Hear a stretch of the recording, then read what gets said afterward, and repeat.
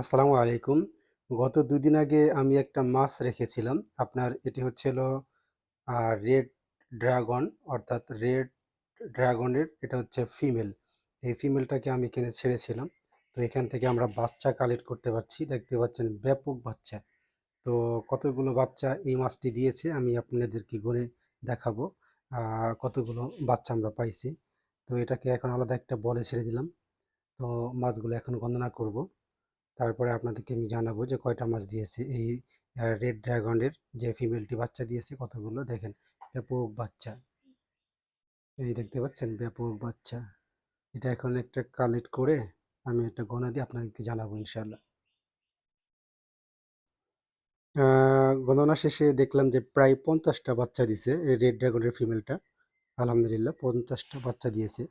দেখতে পাচ্ছেন যে ছোট ছোট এটা আমরা 7 দিন রাখবো এই বলে ভিতরে 7 দিন রেখে তারপরে আমরা বেবি যে বড় হাউস আছে বেবি হাউসে দিয়ে দিব। তো আল্লাহ হাফেজ।